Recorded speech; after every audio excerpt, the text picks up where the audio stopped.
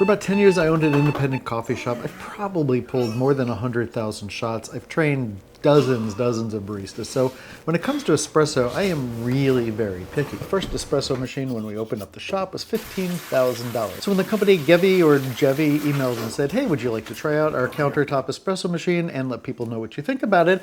I said, okay, sure, why not? Since it's an inexpensive espresso machine that sits on your counter, I thought that this thing was going to be a piece of junk. But I was wrong. There are two things that are the secret to good espresso. The first thing is consistent pressure. You want 9 bars of pressure to go through the puck of coffee in order to pull out really good espresso. The second thing that you need is a consistent amount of coffee. Personally, I use the OXO conical burr grinder with an integrated scale. You can find a link to that in the description below. It is my choice for any kind of coffee.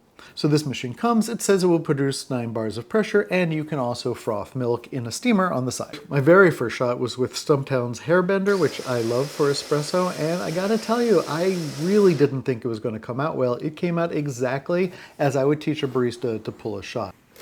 There's a really nice sourness to it, something that was a hallmark of that Stumptown blend, and also a really nice amount of crema. Crema is what you see at the top of espresso, and it really shows that the espresso has been pulled correctly.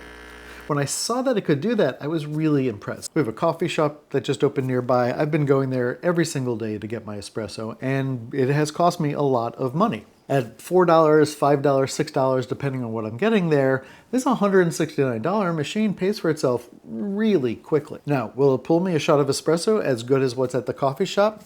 Actually, yes. As long as I'm being consistent with my coffee preparation, the shots are fantastic. So this is called a portafilter. It goes into the machine, you lock it into place, and this is what allows you to put that high pressure water through the espresso. And with a consistent, what's called a tamp, we get a really consistent cup of espresso from shot to shot. The machine also has a built-in steaming wand, which works very well. Now, there's two kinds of steaming. There's frothing and there's stretching. Frothing is what a lot of coffee places do for a cappuccino. It's where you get a nice frothy layer of milk on the top of your coffee. Stretching is the thing that you do to milk in order to make latte art.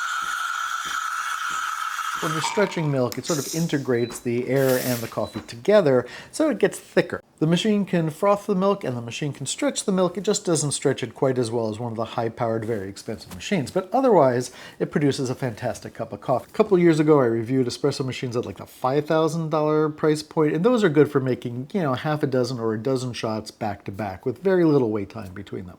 The difference between those machines and machines under a couple $100 used to be that the machines at a couple $100 weren't really making espresso. They were making kind of weak coffee that they were saying was espresso. But now this Gevi machine, or again, Gevi machine, is able to make a couple of espressos back to back with almost no wait time between them. If you want to wake up in the morning and go quickly from no espresso to a shot for yourself and maybe for your partner, this is a perfect machine. Are there any downsides? Sure, there's one, and it's a silly and kind of fixable downside. The downside is this is what you get in order to make your espresso.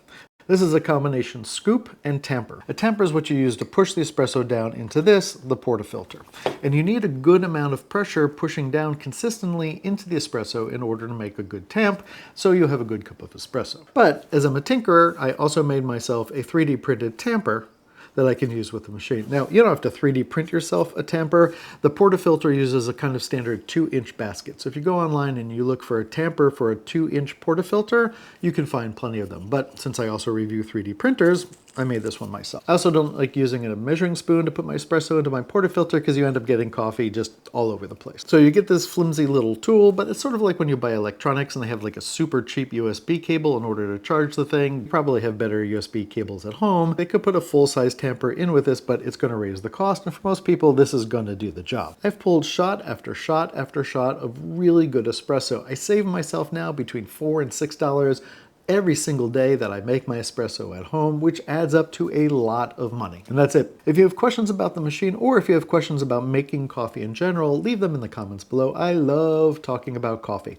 so I'm happy to answer any coffee production questions that you might have. For Dave Tries This, I'm David Schloss, and as always, thanks so much for giving this a try.